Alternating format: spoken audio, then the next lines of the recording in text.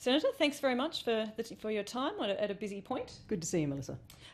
You're heading to the Pacific Islands Forum for Foreign Ministers in Fiji. How will you ensure that Australia remains the economic and strategic partner of choice for the Pacific states? I think the Pacific Step Up is the best way to answer that question. We obviously have made considerable progress in implementing key aspects of the Step Up, and one of those in particular is the Australian Infrastructure Financing Facility for the Pacific, which is operational as of this month. As I've gone around the region since I was appointed to this role last year, which is, I think I'm up to my 8th visit to the region since I became Foreign Minister. As I've gone around the region, we've been discussing with our partners their infrastructure priorities and looking at what is possible for them in that space. So the vast range of issues is fascinating. Our 4 focuses are on transport, on water, on energy and communications. And I think they are really backing in our commitment to being the economic and security partner of choice. There is the Step Up, but other countries are renewing their focus in the region as well. New Zealand's got their Pacific Reset, yes. Indonesia's got the Pacific Elevation, the UK, the Uplift. Yes. China obviously is paying a lot of attention to the region as well. So it's a very competitive space. Is the Step Up enough to really distinguish us in the region? So you might characterise it as a competitive space. I think it's a busy space, and I don't think that's a bad thing. I think the growth of the partnerships in the region is important. We welcome all comers, if you like, as long as they're contributing to the things that are important to the region, to security, to stability, and to prosperity. But in doing so, I mean, Australia is looking to invest and wants to encourage economic growth, as are the other countries in this busy space.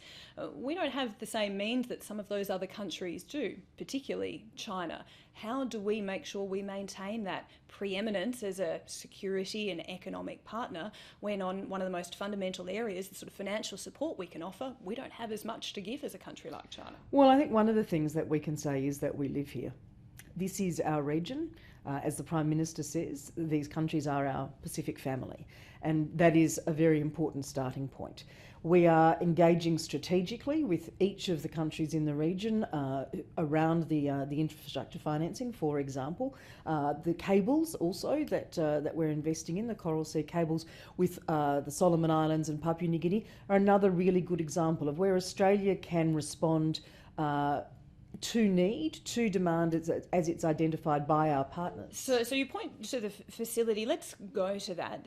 The Pacific countries also want to set up their own infrastructure financing facility through PIF. So is there a risk of duplication here?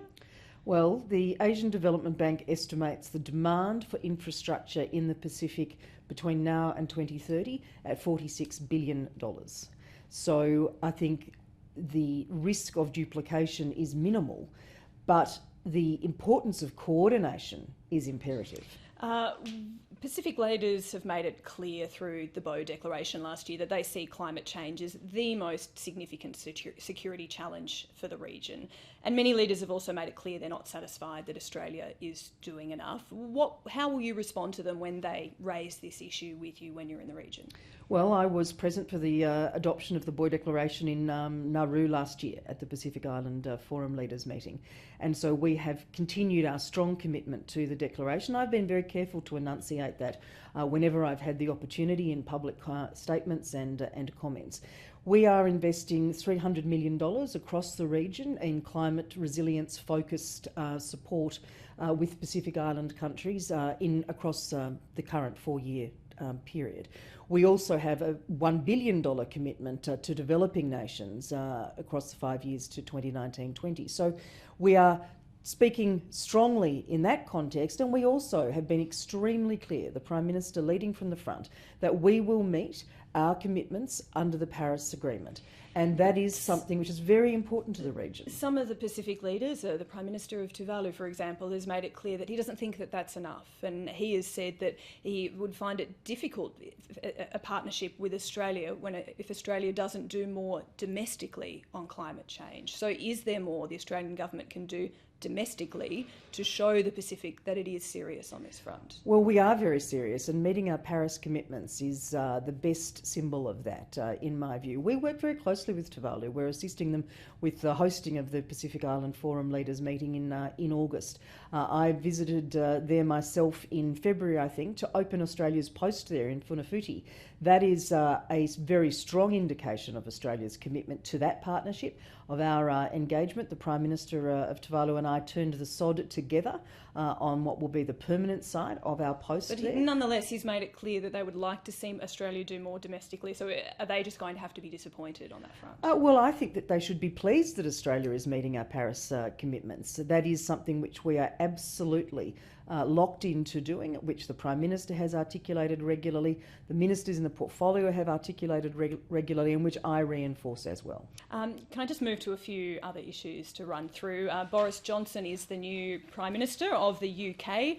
How will Australia approach its relationship with the UK with a very different Prime Minister at the helm now? Well, we could congratulate Boris Johnson on his election as a leader of the Conservatives and his swearing in as Prime Minister, and obviously look forward to continuing what is one of our deepest and most enduring relationships. It has stood the test of time, and I was most recently in London meeting with senior officials, awaiting the outcome of the ballot, of course. But I know that the Prime Minister and Prime Minister Johnson will get together as soon as they can, and I think that we will continue to have a very solid relationship.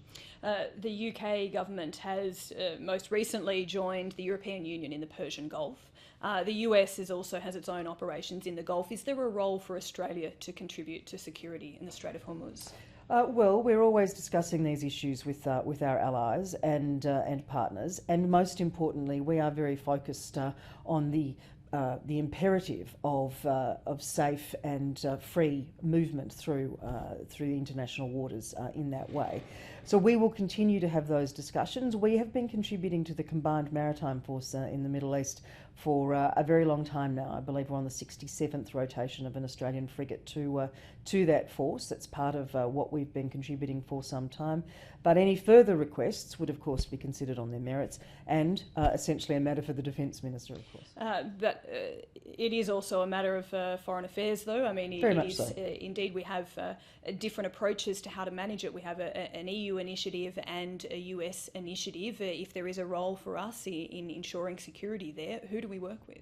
Well, we would consider any requests on their merits, as Australia always does, but we make a very significant contribution to security in the Middle East currently.